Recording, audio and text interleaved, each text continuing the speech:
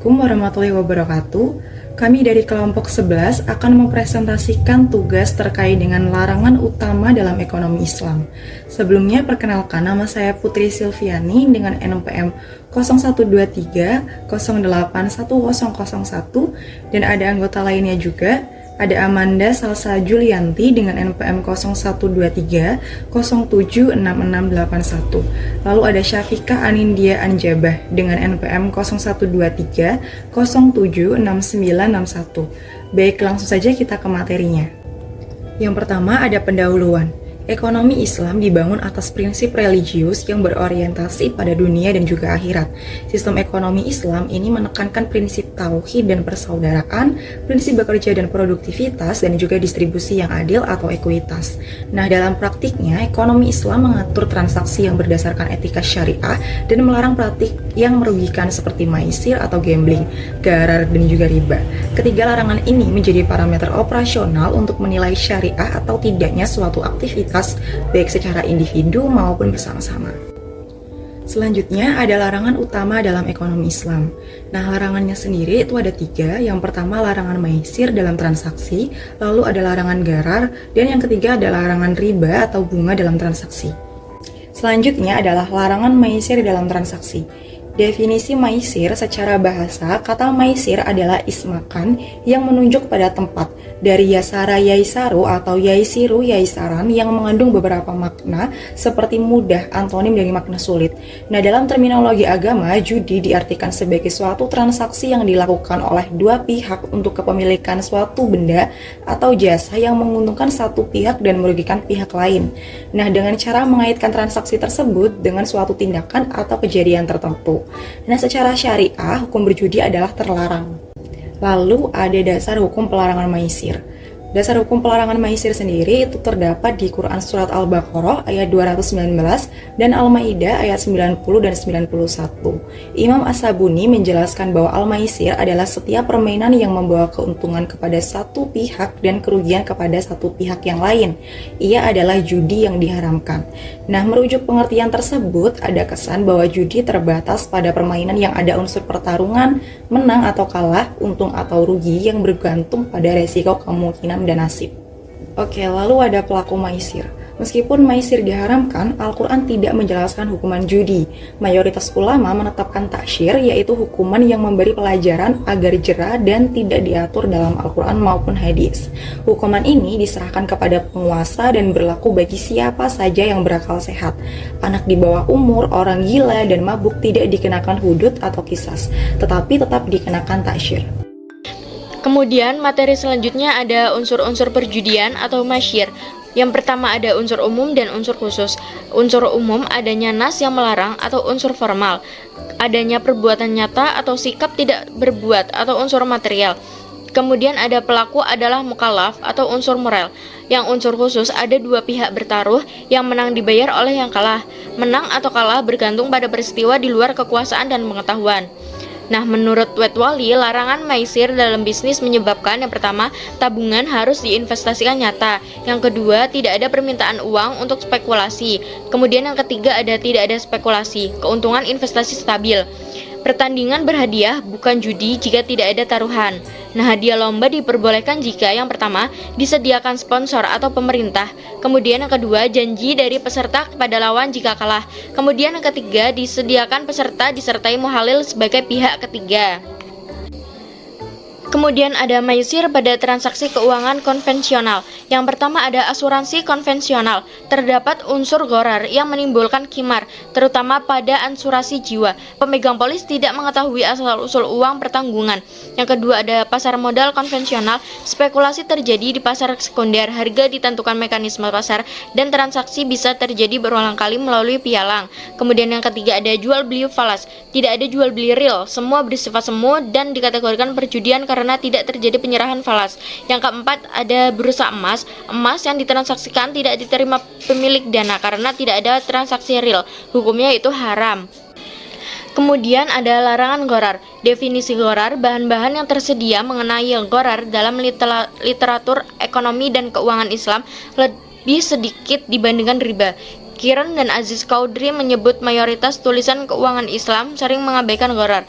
para ulama menyepakati bahwa gharar diharamkan dalam akad jual beli. Sementara itu, gharar dalam terminologi para ulama fikih atau hukum Islam memiliki beragam definisi. Yang pertama yaitu definisi Ibnu Abidin, gharar adalah keraguan atas wujud fisik dari objek transaksi. Yang kedua, definisi dari mazhab Dariri atau Ibnu Hazm, unsur gharar adalah sesuatu yang tidak diketahui oleh pembeli apa yang ia beli dan penjual apa yang ia jual. Yang ketiga, ada definisi Imam Sarkasi, gharar adalah sesuatu yang akibatnya tidak dapat diprediksi. Pendapat mayoritas ulama fikih. Dasar hukum pengharaman gharar. Ada beberapa hadis yang dijadikan hukum Islam sebagai acuan dalam memberikan pemahaman tentang pengertian dan cakupan gharar. Di antaranya hadis yang diriwayatkan oleh Muslim dari Abu Hurairah bahwa Nabi SAW melarang dari melakukan bai al-hashad dan jual beli al-gharar. Kemudian ada jenis-jenis gharar. Mazhab Maliki mengembangkan hadis tentang gharar dan membahasnya secara spesifik, termasuk pembagian-pembagiannya. Dalam pembagian gharar, menurut mazhab Maliki dan lainnya, terdapat banyak permasalahan cabang, yaitu gharar dalam siqat akad atau kalimat transaksi. Yang pertama, dua kesepakatan satu transaksi. Yang kedua, jual beli dengan hilangnya uang muka. Yang ketiga, jual beli jahiliyah dengan batu, sentuhan, dan lemparan. Yang keempat, ada jual beli bergantung. Yang kelima, ada jual beli al-mudhaf. Kemudian ada gharar dalam objek transaksi, meliputi yang pertama, ketidakjelasan dalam jenis, macam, dan sifat objek transaksi. Yang kedua, ada ketidaktahuan dalam ukuran zat dan objek transaksi. Kemudian ada ketidaktahuan di dalam waktu akad. Kemudian ada ketidakmampuan dalam penyerahan komoditas, melakukan akad atas sesuatu yang madum atau tidak nyata, tidak adanya hak melihat objek transaksi. Kemudian sehubungan dengan tingkatan gharar dan tingkat toleransi kebolehan gharar dalam sebuah transaksi, hukum Islam membagikan tingkatan gharar kepada 3 tingkatan, yaitu yang pertama, gharar dominan atau al-katsri, dilarang secara ijma ulama, bersifat dapat dihindari dan tidak perlu dilakukan. Kemudian yang kedua, ada gharar ringan atau al-yasir, boleh secara ijma ulama dengan 2 kriteria, yaitu barang yang mengikut pada barang utama, misalnya fondasi rumah, anak ternak hamil. Kemudian hal-hal yang dimaafkan karena murah, kecil, atau sulit dihindari. Yang ketiga, ada gharar yang diperdebatkan ulama, contohnya bal al-ghaib dan jual beli barang yang belum berada di tangan penjual. Selanjutnya adalah bentuk dan jenis gharar dalam transaksi. Nah, yang pertama ada sistem ijon, penjualan yang terlarang dalam syariat baik sekali panen maupun berkali-kali. Nah, yang kedua ada membeli janin hewan, termasuk jual beli yang mengandung unsur gharar sehingga terlarang. Yang ketiga ada jual beli mulamasa dan munabasah, yaitu akad yang diharamkan karena gharar, dilarang oleh Rasulullah SAW, terdapat dalam hadis riwayat Bukhari nomor 2146 dan hadis riwayat Muslim nomor 3874. Yang terakhir ada menjual barang yang belum menjadi miliknya. Ini dilarang karena mengandung gharar. Rasulullah SAW bersabda, janganlah engkau menjual sesuatu yang tidak ada padamu. Hadis riwayat Ahmad Abu Dawud nomor 3505. Lalu ada gharar dalam transaksi keuangan konvensional. Yang pertama ada gharar pada asuransi konvensional. Ini tidak jelas batas waktu pembayaran premi karena usia tertanggung itu tidak pasti, sehingga menyebabkan cacat rukun akad atau gharar. Yang kedua ada gharar di transaksi saham pasar modal. Spekulasi tinggi mengandung gharar fahish, dinyatakan haram oleh ulama karena menimbulkan ketidakpastian hukum. Dan yang terakhir ada asuransi sebagai pertukaran uang untuk uang. Premi dan kompensasi hanya ditentukan oleh kesempatan, menguntungkan satu pihak dan merugikan pihak lain. Selanjutnya ada larangan riba dan atau bunga dalam transaksi. Riba secara bahasa bermakna ziyadah atau tambahan, increase, additional, expansion, or growth. Dalam pengertian lain, riba secara linguistik juga dapat diartikan tumbuh dan membesar. Sementara itu, menurut istilah teknis, riba berarti pengambilan tambahan dari harta pokok atau modal secara batil. Lalu ada jenis riba yaitu riba nasi'ah dan riba fadl. Riba nasi'ah sendiri adalah riba karena penundaan pembayaran dengan syarat ada tambahan atau nilai lebih dari pinjaman awal. Dan yang kedua adalah riba fadl, riba karena pertukaran barang sejenis yang tidak sama kualitas, kuantitas, dan waktu penyerahannya. Lalu ada dasar hukum pelarangan riba. Yang pertama, mengubah persepsi bahwa pinjaman riba bukanlah menambah harta atau mendekatkan diri pada Allah Subhanahu wa taala. Yang kedua, memberi contoh real bahwa riba itu buruk dengan balasan keras kepada orang Yahudi yang memakannya.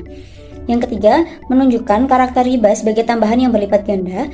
Dan yang keempat adalah memberikan kepastian hukum dengan turunnya ayat yang jelas mengharamkan segala jenis tambahan dari pinjaman. Ini ada pandangan ulama tentang riba. Para ulama sepakat bahwa riba haram dan termasuk ke dalam dosa besar. Ibnu Taimiyah menyatakan bahwa tidak ada ancaman hukuman atas dosa besar selain syirik yang disebut dalam Al-Quran yang lebih dahsyat daripada riba. Keputusan Ijtima Ulama Komisi Fatwa se-Indonesia pada 22 Syawal 1424 atau 16 Desember 2003. Yang pertama, praktik pembungaan uang saat ini memenuhi kriteria riba nasiah seperti pada zaman Rasulullah SAW sehingga haram hukumnya. Yang kedua, praktik ini banyak dilakukan oleh bank, asuransi, pasar modal, pegadaian, koperasi, lembaga keuangan lainnya, dan individu. Selanjutnya ada bentuk transaksi lain yang dilarang. Yang pertama, barang yang dikemukakan najis oleh agama seperti anjing, babi, berhala, bangkai, dan khamar. Yang kedua, jual beli sperma atau mani hewan. Yang ketiga, jual beli anak binatang yang masih di dalam perut induknya. Yang keempat, jual beli dengan muhaqalah, mukhodaroh, mulamasah, munabazah, dan muzabanah. Yang kelima, menentukan dua harga untuk satu barang. Yang keenam, jual beli dengan syarat. Yang ketujuh, jual beli dengan mengecualikan bagian benda yang dijual. Yang kedelapan, tadlis, menyembunyikan informasi untuk mengelabui pembeli. Yang kesembilan, taghrir, mempengaruhi dengan kebohongan agar terjadi transaksi. Yang kesepuluh, najsi, menawar tanpa niat membeli untuk menciptakan kesan permintaan tinggi. Yang ke-11, ikhtikar, menimbun barang untuk dijual kembali saat harga lebih mahal. Yang ke-12, kishishi, memaparkan keunggulan barang tapi menyembunyikan kecacatannya. Yang ke-13 ada gabun fahish atau pertukaran barang yang tidak seimbang secara berat. Yang ke-14 ada bai al-ma'dum, jual beli barang. Implikasi pelarangan riba, maisir, dan gharar terhadap aktivitas ekonomi. Yang pertama, bunga dalam investasi. Menurut ekonom klasik, menabung dalam bentuk bunga akan diberikan imbalan. Semakin tinggi tingkat bunga, maka akan semakin besar premi tabungan. Yang kedua, riba sebagai mekanisme redistribusi kekayaan yang tidak adil. Distribusi kekayaan jadi tidak adil karena bunga adalah biaya overhead yang bukan bagian dari faktor produksi apapun. Yang ketiga, riba sebagai eksploitasi kepada orang yang membutuhkan atau needy. Bunga dilarang untuk mencegah eksploitasi karena akan muncul dari penundaan utang dan mengeksploitasi debitur. Yang keempat, riba menimbulkan instabilitas ekonomi atau economic instability. Capra menyatakan bahwa sistem bunga telah menggoyahkan perekonomian. Yang kelima, functional reserve. Sistem perbankan modern ini dinilai sebagai sumber masalah sistemik dan muncul krisis. Sekian presentasi dari kelompok kami. Wassalamualaikum warahmatullahi wabarakatuh.